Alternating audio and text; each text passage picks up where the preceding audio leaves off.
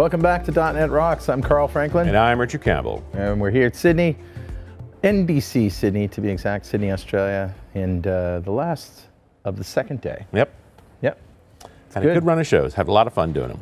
And, you know, we work in between shows, so it's like, you know, we're either up in our room or in the speakers lounge. And a little run down to the floor. Yeah. But it's great. I love this show. It's a good job, isn't it? Yeah. It's a good job. And a shout out to Adam Kogan and the people at SSW for putting this little stage together, and they're doing their own things here and a live stream. And we may not have mentioned it in previous shows, but this is actually streaming live as we're recording this, and then we go back and edit our recording afterwards. But so hi out there. Thanks SSW for letting us do this. How have you been since the last time I saw you? A couple hours, something like that. I think yeah. we had a cup of tea together, you know, the usual. I'm working on special happening, or I'm working on next shows too, right? I mean, that's sort of reality for us. It's the fall conference season, so there's a bunch of shows, one right after that. Yep. But I'm not complaining. No rest for the wicked. Better than a real job. And speaking of better, let's do Better Know Framework. Awesome. All the music. No music. Yeah. No. Here's an edit point, right? Like actually we add the music in later. So we never hear the music. If you ever hear us talk about listening to the music, we're lying. Let me just make sure I have it before you cue me in. The music? Yes, no. Oh, you're okay, you ready? Good. All right, buddy, what do you got? Well, I went looking for stuff, as I kind of do when I run out of ideas, and I found this pretty cool site called hey.space. Good domain name. Hey Space. Hey Space. It's been described as if Slack and Trello got married and had a baby. So project management and messaging? Yeah, it's kind of like you get the groups and the chat and all that stuff, but then you get a board with cards and everything, and then you can interact with them and the chat at the same time. It's kind of neat. Okay, cool. So, yeah, it's kind of simple, but sometimes those tools are, really useful. Yeah, I've always liked about Trello and Slack for that matter as well too. It's like the basic concept's not that complicated. What you do with it is where the depth comes from. Yeah, exactly. Yeah, all right. Worth taking a look at. Let's go. Space. Hey Space. Know it, learn it, love it. Huh? Who's talking to us today, Richard? Grabbed a comment off of show 1520, which we did back in February of this year, 2018, where we talked to Cameron Burge and Tarek Daoud about security for nonprofits. And I think one of the essence of that show is just because you're a not-for-profit or a 501c3, a charity or anything like that, doesn't mean you aren't responsible for data security just as much, if not more so. Yeah, right. The serious responsibilities. I had a few good comments on that show. I wanted to read this one here from Joshua Hillerup, who said, I know a company whose network was hit by ransomware, because we talked about that, through their HR department opening what they thought was a resume. Right.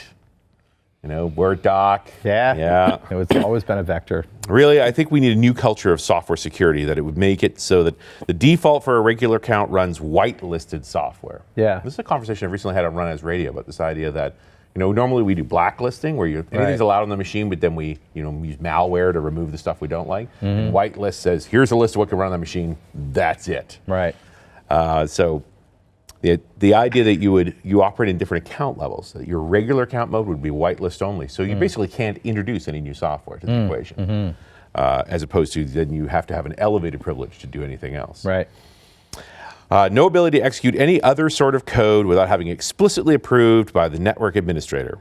However, that won't work with a lot of legacy and even not so legacy software out there, let alone coming up with a way to still have developers be able to develop software. Now, this is the part where I disagree with Joshua, because there is a pattern for managing all of that you can mark up legacy software, put it in a whitelist, go through tools like AppLocker to actually protect that. And same thing, there's a reason we have signed code policies, where if you're building applications internally, if you're using the certificates that way, you can, through group policy, and I'm put my IT hat on here, say, hey, if you see this cert, sign with that code, let it run. Yeah. So there are solutions to all that. It's just not trivial. Yeah. There's a bunch of steps and thoughts that have to go into it, and I'm sure our guests will have more to say on that. So Joshua, thank you so much for your comment. A copy of Music to Code By is on its way to you, and if you'd like a copy of Music to Code By, write a comment on the website at .netrocks.com or via any of our social media, because we publish every show to Facebook and Google+. And if you comment there and we read it on the show, we'll send you a copy of Music to Code By. And definitely follow us on Twitter. I'm at Carl Franklin. He's at Rich Campbell. Send us a tweet. We read them under least privilege. Speaking of that, did you see, before we get started here, did you see that Newegg got hacked? Yeah. Somebody injected 12 lines of JavaScript into their checkout process. And No. Oh, yeah. Awesome. I did see that Troy, who's here, was mentioning, no, this looks like it's real. Yeah, it just never ends. So one breach after the next. Well, anyway, we'll talk to Nina about that, I'm sure. And speaking of Nina, let me introduce her.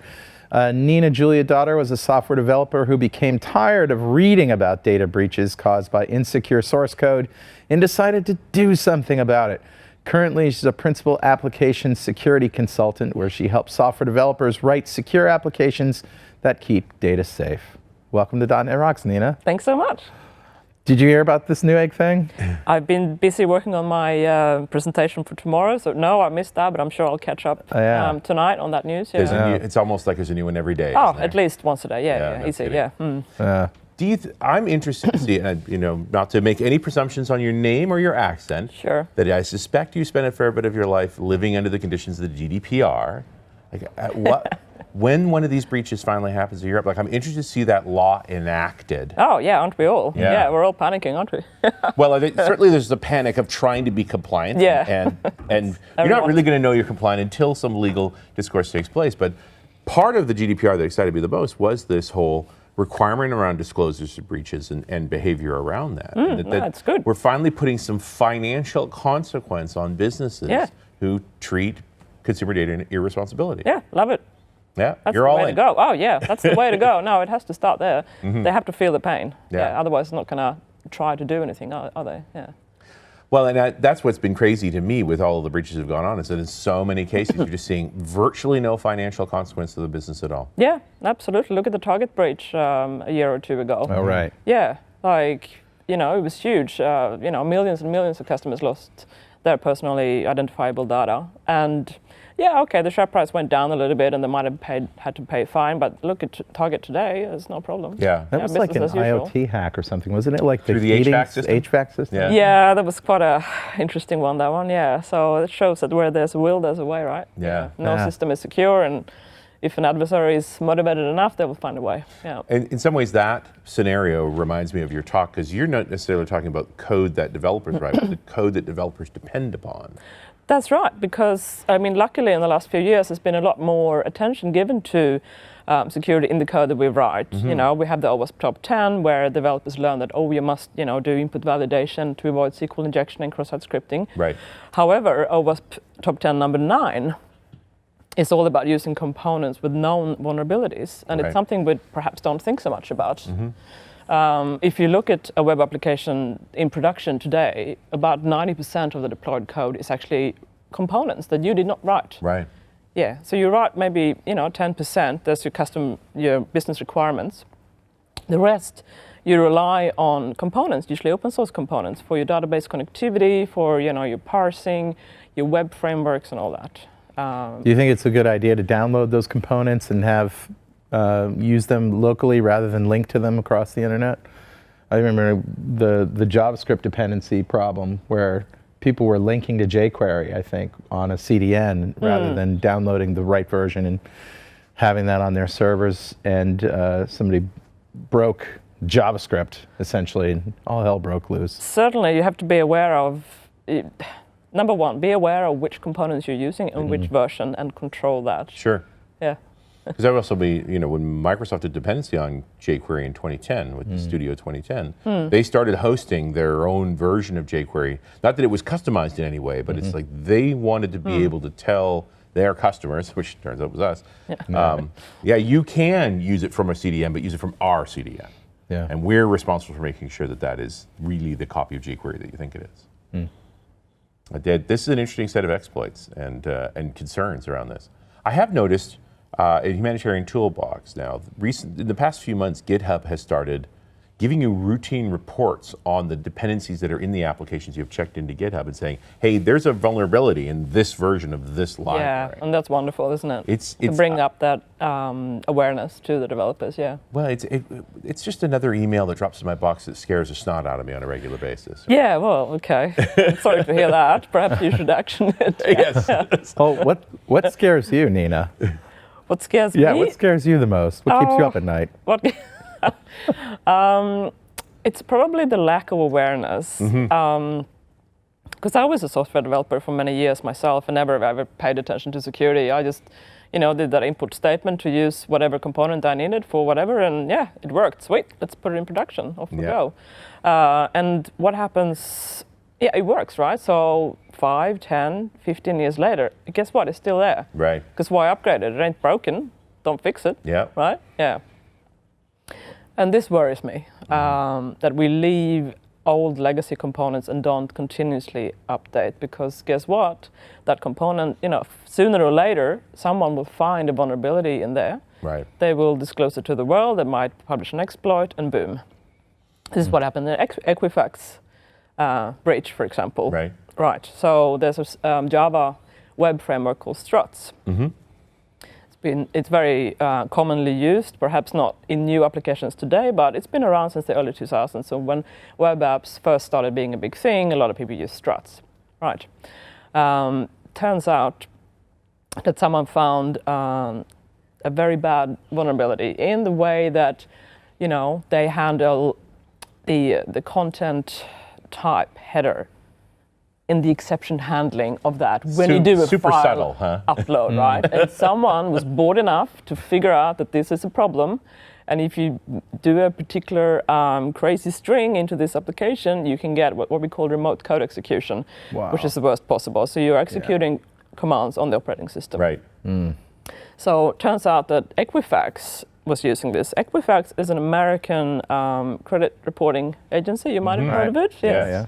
That holds the data of what I understand is most Americans, or an awful lot of them anyway, in terms of name, address, social security number, driver's license number, even copies of passports and driver's license. Yeah. But what's egregious about Equifax is virtually no consumer puts their data into Equifax. Right. They give their data to a bank or somebody they're applying a loan to. That's right. And they're sending it to Equifax as part of a to see. validation process. That's right, what their credit rating is, right? So Equifax had all this data. They were using Struts. They didn't pay attention to which version of Struts they were using.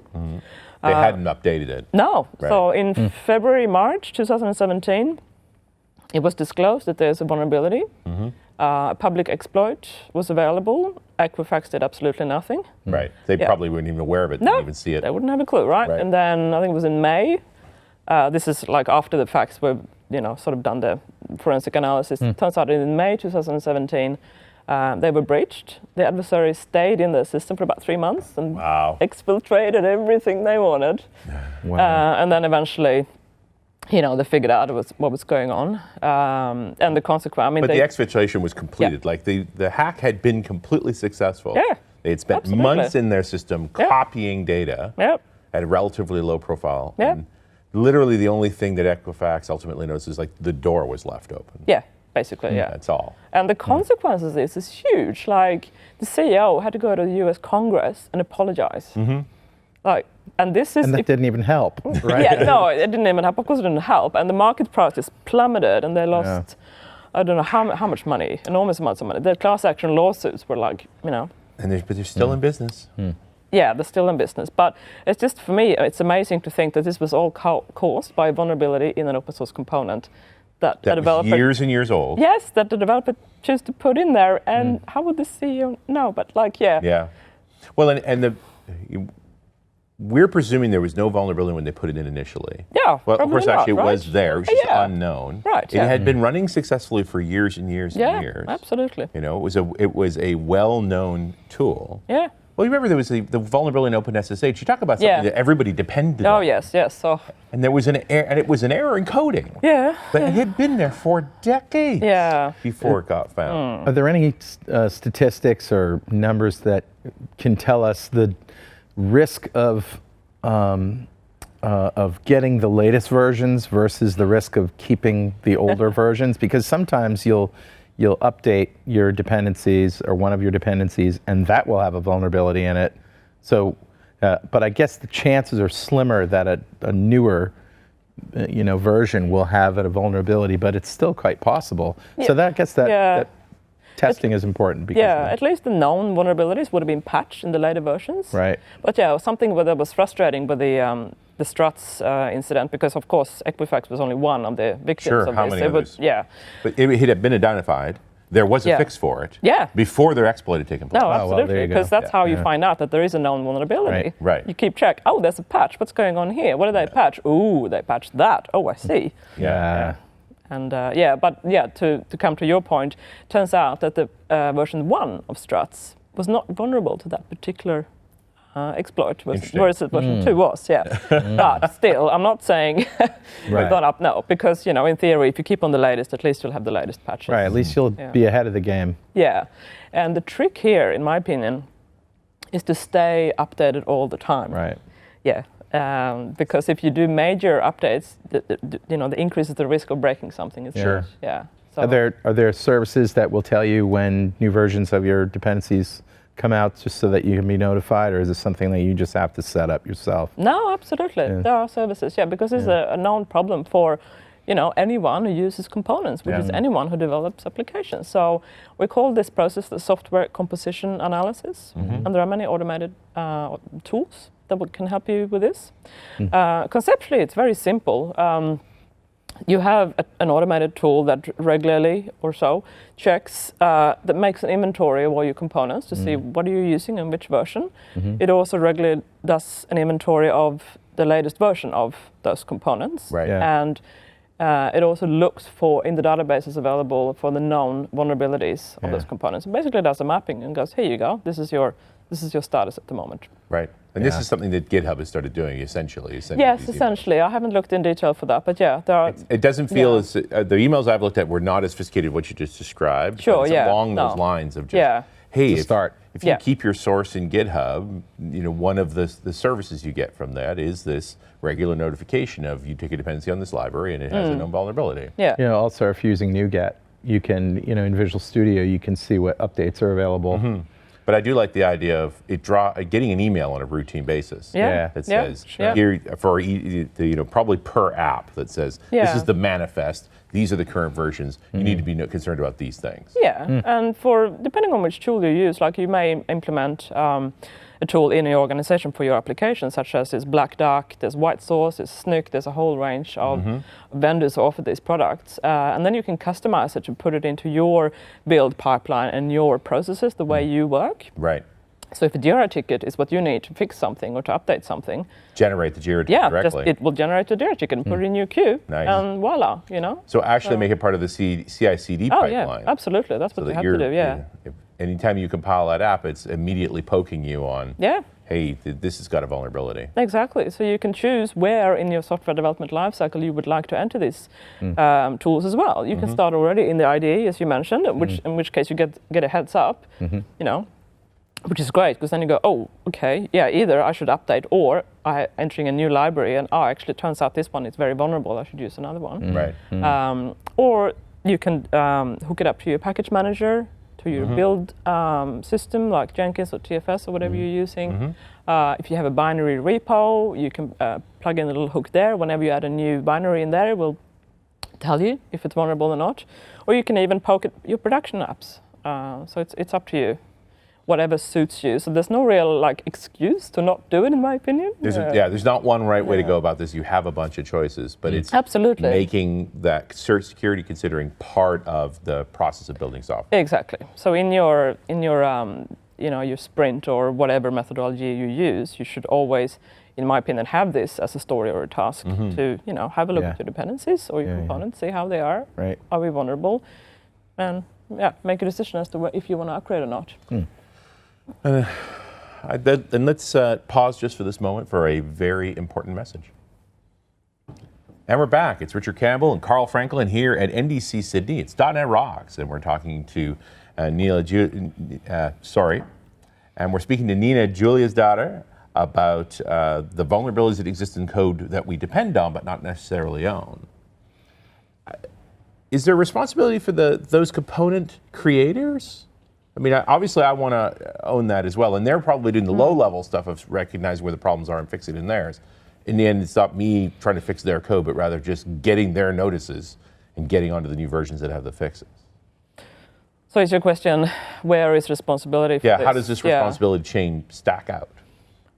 Well, Depends on your viewpoint, really. I would say like the more mature open source organizations like Apache or Spring Source.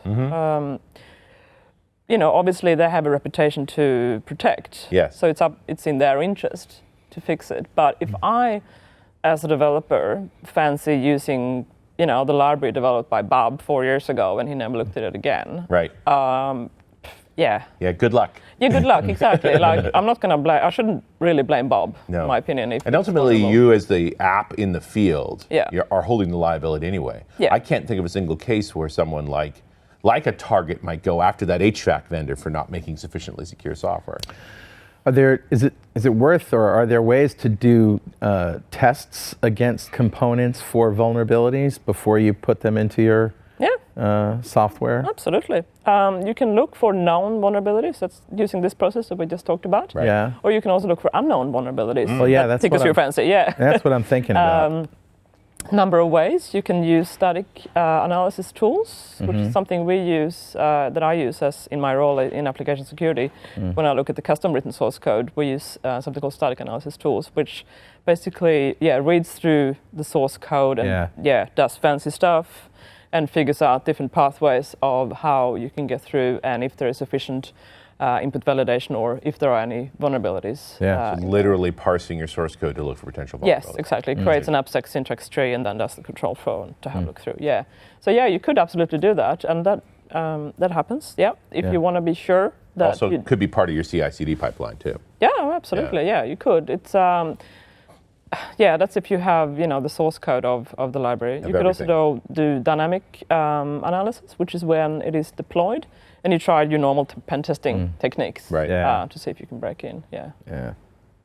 Well, and Paula Genowiski is one of our favorite people. We've known her for years and years. She comes up run as mostly, but you never let that lady near your machine. Yeah. Well, the story, Paula's story is great. She's this, kind of very unintimidating, petite, blonde girl from Poland, and she went in for a job interview, and she said she'd been hired to do the pen testing. Yeah. Well, she just didn't tell the front desk that. And she said, well, your appointment is in a half an hour. Why don't you have a seat? And she says, can I have the Wi-Fi password so I can check my email, please? Sure, no problem. So then she sits down and she got into her interview.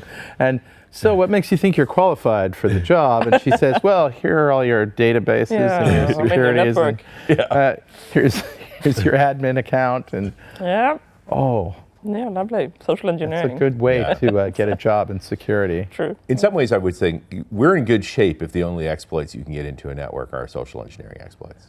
Yeah. Because straight software vulnerabilities is one thing where we can literally be blindly sweeping for that vulnerability as opposed to the effort it takes to find someone to get you in the door. Yeah. Yeah, I talk to colleagues that work at other IT departments or organizations, and the number of times when they have been audited and they have found that the general security of the applications is pretty good. They can't really break in. However, you can walk straight in through the front door and into the server room, no problem. Right. Because people are very helpful. Oh, yes, I'll hold the door. Let me hold that door for you. That's right. Right, yeah. Well, and passwords stuck to Post-it notes on the sides of displays and undersides of keyboards, like all of those sorts of classics. Yeah. But when I think about real social engineering pieces, it's the making phone calls and convincing people to tell you things they shouldn't tell. Yeah, like Kevin Mitnick back in the day. Yeah, absolutely. Yeah. Well, and folks are getting things are getting more and more sophisticated these days. Where the black hats are now getting names of the right people inside of organizations and face spoofing their emails and. Like it's getting more challenging on all of those levels. Automated tools to just harvest all the data publicly available about an organization. Yeah, and then it's too easy to write a targeted email and get them to click that link. Yeah, but again, I don't think that's in scope for what we're talking about here. True.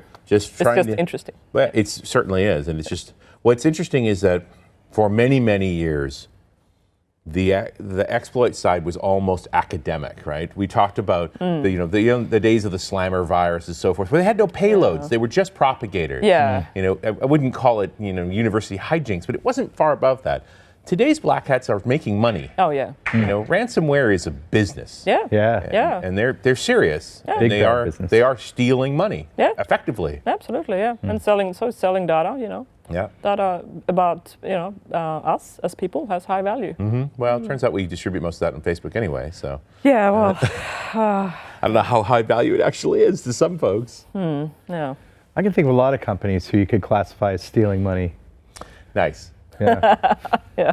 Yeah, that's Especially in security.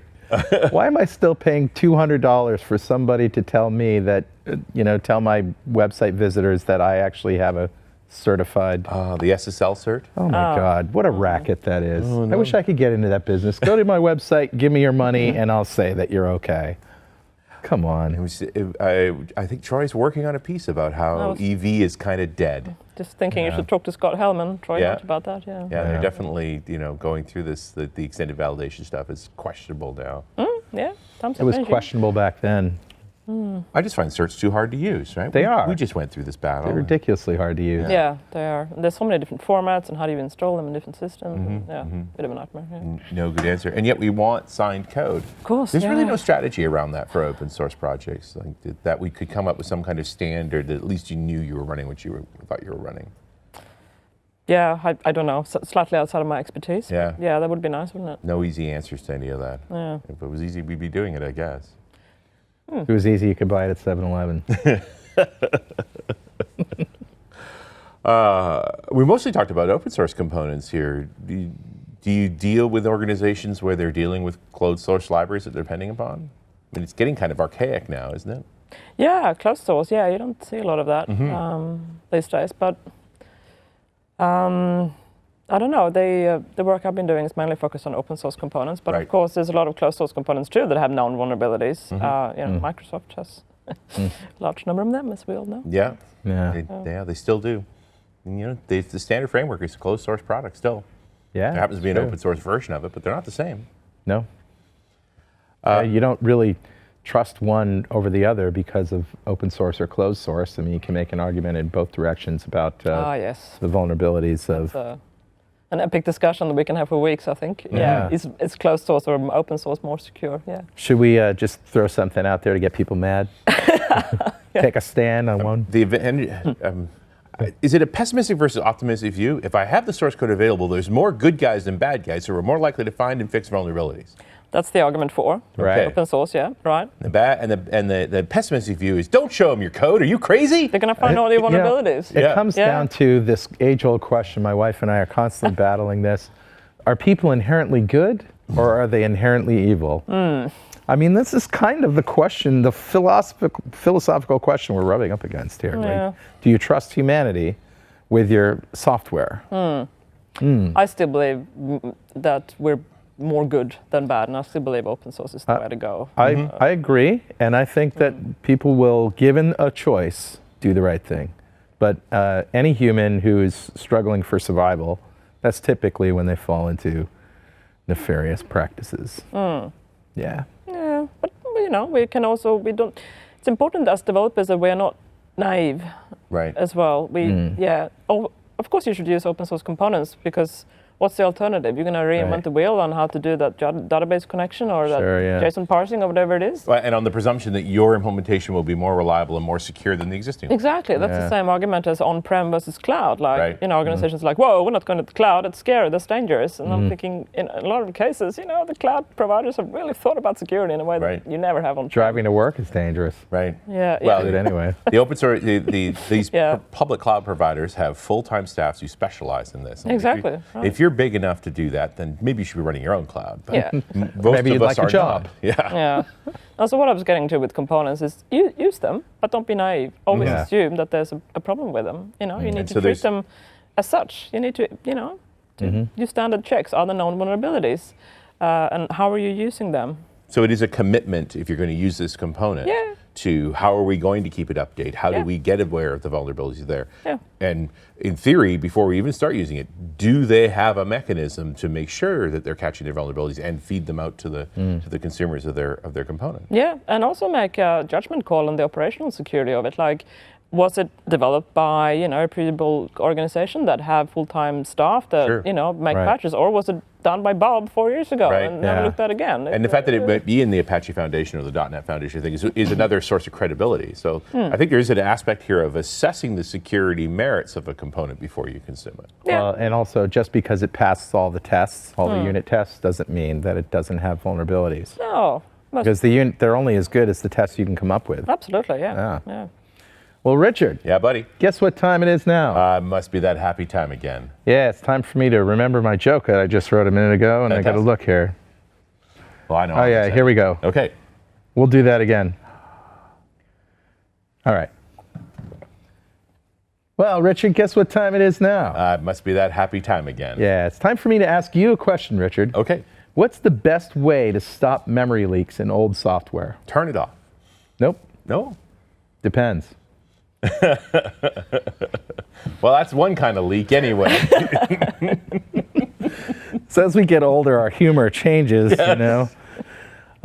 It's actually time to give away a $200 Amazon gift card, compliments of Progress Telerik, to one lucky member of the .NET Rocks fan club. But first, let me tell you about the most comprehensive developer toolkit for building modern apps on the market today, Telerik DevCraft. With more than 1,100 Telerik.NET and Kendo UI JavaScript components and controls, you can easily build modern, high-performant web, mobile, and desktop apps, as well as chatbots. The toolset also includes reporting solutions, automated testing, and productivity tools, and comes with a range of support options. New this year is a free online training program for all license holders. With this, alongside thousands of demos with source code, comprehensive docs, and a full assortment of Visual Studio templates, you'll be up and running with the Progress, Telerik, and Kendo UI tools in no time. Download a free 30-day trial today at telerik.com/download. Well, all right, buddy. Who's our winner? Today's winner, Richard, is Stefan Olsen. Congratulations, Stefan. And Stefan just won a $200 Amazon gift card, compliments of Progress Telerik, just for being a member of the .NET Rocks fan club. And if you'd like to be a member, go to .NETRocks.com, click on the big Get Free Stuff button, answer a few questions, and join the fan club. We have thousands of members all over the world, and every show we like to give away stuff from our sponsors, and every December we give away a $5,000 technology shopping spree to one lucky member of the fan club, but you got to sign up to win. And we also like to ask our guests, Nina, if you had $5,000 to spend on any kind of technology today, what would you buy? I have been thinking a lot about that, you know. We didn't mean to put that much pressure on you. Yeah, no, it's okay. Yeah. See, I have sort of the opposite problem. I have 3 children and we have stuff everywhere. Yeah. Right. So if I was to spend 5,000... So it's not going to be drums. That's what you're saying. I got it. Hire a dumpster. What, sorry? A dumpster. Yes! Get Yes. rid Yes. of stuff. That's it. That's it. Yeah, done. Okay, Easy. Nina. Okay. You got Less is more. $4,500 left. So Oh, yeah. we're going to replace all that junk Dumpster every with- year for the next 10 years. Yes, even better. Far out. You don't need me here. Have it delivered by drones. Dunk. Yes. Yes. Love it. You know, between the complexities of the very family structure of my life, my daughters ended up with 4 grandmothers.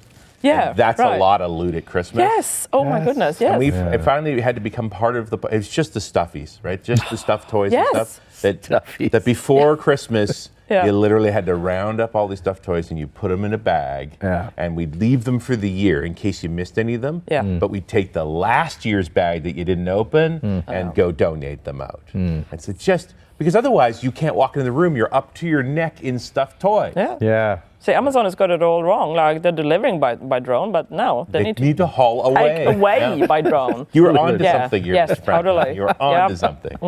Wow. I'd buy that. Maybe that's the Okay. policy. For every box you drop off, you must Yeah. take one away. Right. Yeah. That's a good idea. Yeah. Totally. Yeah. We're going to go with consumer neutral processes. How about Yes. a cardboard box shredder? Yeah. That'd be a good one. I love it. You can leave the stuffies right in there. Nice. Stuff them right in there. Put 'em back Shred there. it. I want to recap a little because I'm excited about this. You know, I'm definitely like feeling like I'm wearing my InfoSec hat Yeah, right lovely. now. That's the way. You know, Got a lot of hats. Keep it on. I do. Yeah. You know, but it's made of tinfoil, oddly enough. That's good. You should be paranoid. Always be paranoid. Just because you're not paranoid doesn't mean they aren't out to get you. But I do like this.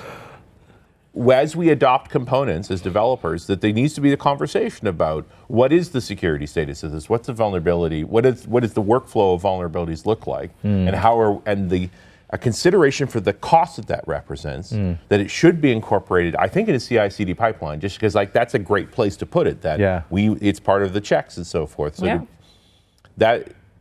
there's a reasonable set of requirements to deciding on a component. Absolutely, because guess what? In terms of cost efficiency, how much do you think it costs to fix that problem in production when you find it? Yes. Enormous amounts. How much do you think it costs to just not use that library or framework to start with? Nothing, right? Yeah. Yeah. Well, I mean, you brought that library in for a reason. It does something useful that you're now going to have to write the code for. So there is an assignment to that. Every bit of code that we write also represents security risks and maintenance. Absolutely. Yeah. But I appreciate this idea that we tend to want to use other people's code to save ourselves some writing time, but it doesn't come for free. No. Open source is freedom, not free. Right? And it's more relevantly is this, that there is a set of obligations you're going to have to take on. Absolutely, yeah. And we just need to bring that awareness to developers that when they're doing that input statement or their usage or require or whatever they do, it comes with the responsibility. It's not an outrageous thing. Like, this shouldn't be show-stopping. No. Unless you really, it's like, this component came from Central Russia. Yeah. You might want to think hard about, the sources of your components and what they might represent.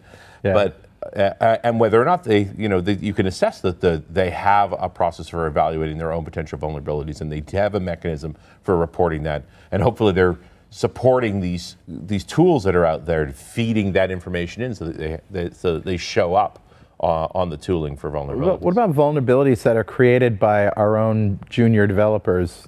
Our own staff. Yeah.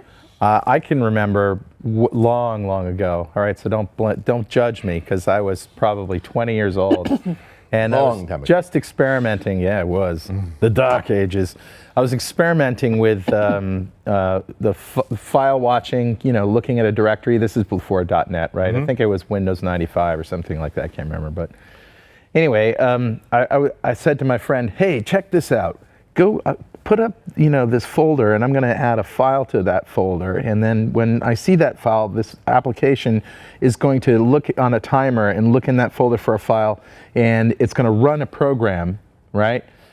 And it's be really cool. It's the way we could do sort of remote, program execution. He goes, okay, cool, yeah. Well, awesome. The timer was set to like 10 milliseconds, and before I ran the app, I forgot to move the file out of the folder. So guess what? Every 10 milliseconds, another instance of this app would run, and it just went. Screen. He goes, "What did you do to my machine, dude?" That's what you call DOSing yourself. Denial of service. That's right. Indeed. I learned a valuable lesson that day. Just like a child can learn a lot from a broken plate, a developer can learn a lot from taking down somebody's machine by accident. Crushing the machine. Yeah. Well, anyway, what about our own uneducated staff making simple mistakes? It's a huge problem. Look, I did computer science at uni, and no one ever mentioned anything about security. Right. It's an engineering problem. Yeah, no, exactly. Look, I specialized in software development at uni, and no one ever mentioned anything about it. And I spent many years happily programming lots of applications, never thinking once about security. So it's a big problem. We need to re-educate the developers. We need to start at uni, of course, where you learn to code, or wherever you learn to code. Right. To learn. It's just, in my opinion, just another quality aspect, really.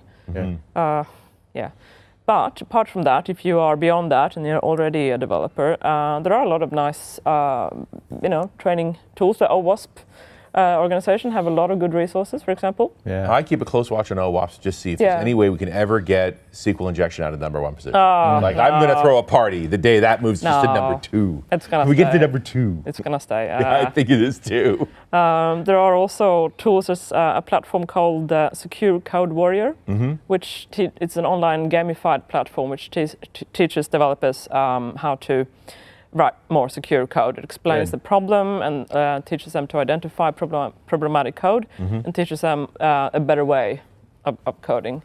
So that's one way. Another way I found effective is to also just demonstrate to the developer that, hey, this is your code. You're not doing any input validation. Look what I do when I put this SQL statement in your nice little form that you thought someone was going to put their first name in. Have you ever been demonstrating these techniques like SQL injection in a talk and had people go and leave the room? I've had people go, definitely, yeah. They get on their phone. But not leave the room. But you can see that sort of, oh, okay, now what do I do? Like, is there a tool I can use? Like, Oh, look, we're getting there, and awareness is getting up there, but a lot to do. You mentioned this technique of calling an XC remotely. file. Yeah, that still happens. Sure. Today, 2018, developers think, oh yeah, well that's a good idea, that works. What could go wrong? Right. What could go wrong? What could happen? Little Bobby Tables is out there, and he's looking for you. Yeah. Look, so what we do in many large organizations is we deploy static analysis code tools, which finds vulnerabilities, and then we need to explain to the developer, look, here's your problem, this is how you need to fix it. The trouble is, of course, when we have to do this over and over and over again, and they don't learn. So you need to bring it as far left as you possibly can and teach the developer. Sooner is better. You said, I caught a statement you said there where security is an aspect as opposed to security as a feature. Yeah, it's a quality aspect in my opinion, exactly. So it's a non-functional requirement, which is why it kind of gets forgotten. Sure. Yeah, it's not a feature. Yeah, you really can't be added later, really. It needs to be... Oh, no, it needs to be built in. It's the only way. It really is the only way. It doesn't really work anyway. Yeah. I'd also think our tools have not encouraged us. Yeah, okay. I just wonder if we couldn't have more of that pit of success effect. Because often it's, I look at the fact that so much .NET code has to run as admin. Because the developer is always working as admin. So it takes security constraints they don't even realize they're doing, because they always have high privileges when they're running their code. Because the only time they've ever gone to a domain level account or normal privileges, they had problems. Yeah, so they were like, oh, that doesn't work. Straight to admin, I haven't got time to figure this out. Yeah, this works, great, sweet. And now you have all this code that depends on that higher security level. Yeah, that's a problem, true. Architectural decisions can be fundamentally insecure. The way that your application is designed can fundamentally lead to vulnerabilities if you're not careful. Are there any known pattern or anti-patterns about insecure architecture that people that you found over the years? It is a problem that solutions architects are so unaware and don't understand that they have the power to to make it natural to build security in. Right. Yeah. I guess all security measures are architecture. Really, if you're talking about how we do authentication, how we do authorization, those are all, where those fit in the flow of your system is architectural by design. I guess I'm thinking of storing passwords as clear text rather than hashing them. Yep.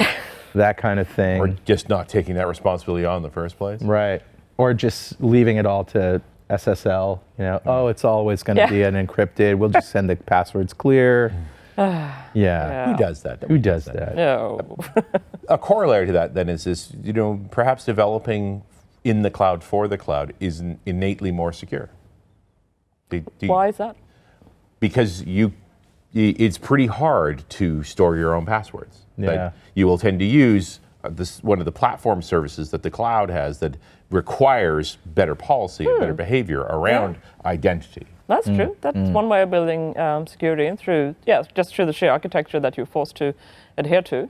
Yeah. When you build the cloud, that we start once we start involving these external agencies that kind of insist on doing things right, then I'm not saying you wouldn't be able to circumvent it. But again, maybe path of least resistance is a more secure aspect. I can see an example of that. Like if you have a web server, if you're in a VM, even in the cloud, and you're using IIS, where you put your folders for your web routes matters. Sure. Right? And you start embedding them within each other, now you've got a problem. Sure. And where you can't do that with an Azure app service. Yeah, well, and when you think about what's nice when you get to an Azure app service is there is no OS that or care about. So there's a set of patches you don't have to deal with. Right. and it has an architecture that they know how to secure that you can't avoid. And you just add an S to HTTP, and you've got at least encryption both ways without a secure provider. Yeah, if you're using the Azure websites.net thing. I just wish we could do it a nicer way. Yeah. I like us being end-to-end encrypted. I don't know if you have an opinion on this, Nina.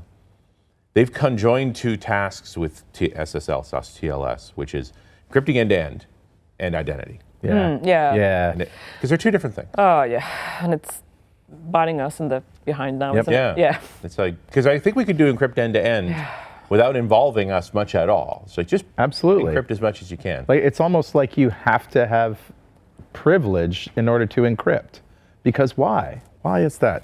Why was that ever decided to be bundled together? Well, Chrome is doing something about it now, isn't it, with changes to the UI? So tell me about that. Hopefully, well, it used to be that we're teaching consumers to always look for the green padlock, because that makes you secure, and that makes sure that the site is who you think they are. Yeah. Supposedly. Right. Yeah, as you said, we commingle those concepts. Yeah, completely. Well, haven't they just moved away from that now? And and now, gray? No, they're thought, actually, you know what? It shouldn't be like that. It should be the other way around. It should be, if you get a big fat warning in your face, then you need to worry. Right. If you don't, everything's fine, which makes more sense. So they're not doing, if your certificate is expired, are they not telling you, hey, this is unknown, Yeah, they've always done that. They're not doing it. They're still doing it. Okay. Yeah, but it's sort of switching the concept around. And instead of you have to actively go and think, oh, is this secure? Yeah. It should be in your face if it's not secure. Right. Which I think is the right way to go. Default to security. Yeah. Any other tips for developers thinking about how they make their code secure? Don't trust anyone. Don't trust anyone. Don't be naive. Be paranoid. Yeah. There are a lot of bored people out there who will just, put weird shit into your forms that you did not intend. Always Users remember are weird. That. Yeah. Don't trust any kind of data source, like any users or APIs. Don't trust them. Just verify. Sanitize it's very your simple. Inputs. Sanitize, encode, sanitize, validate. It's not that hard. It really isn't. There are ready-made libraries. Okay. We just talked about insecure libraries, but you can use regular expressions. You can use libraries that sanitize and encode. It's easy to build security, and it really is. Yeah. Anytime you're jumping across a security context, check everything. Yes, exactly. Just think and don't trust. If you do that, if you have the right mindset, you come a long way already. Yeah. Wow, apparently paranoia is productive and useful. It's true. Yeah. Is it actually paranoia, or is it just good sense? I don't know. If you get paranoia is a little extreme, but certainly mistrust. Mistrust, yes. Yeah. Let's call it mistrust. Sure. Yeah. Being cautious. Yes, exactly. Don't expect that the users will play nice. Right. They may not. Yeah. Because humans behind anonymous IP addresses are inherently evil. When you meet them face to face, not so much. Yeah. Not the same thing. No. Cool. So what's next for you? What are you doing after NDC? Oh, going back to work, I suppose. Now I try to educate everyone and all the time. So I give as many talks as I can. So I give talks at user groups and meetups. I will be talking at the OWASP Application Security Day coming up in October. Yeah. Nice. As well in Melbourne. So So if anyone else would like me to come and talk, I'm always available to come and tell the world, And how do we get in touch with you? Just use my LinkedIn, Juliadotter. Great. Yeah, on LinkedIn, and that's me. So hit me up. Excellent. Awesome. Well, thanks for spending this time with you. It was really delightful. Thanks so much for having me. It's a pleasure. Okay, great. And we'll see you next time. And we'll see you next time on .NET Rocks.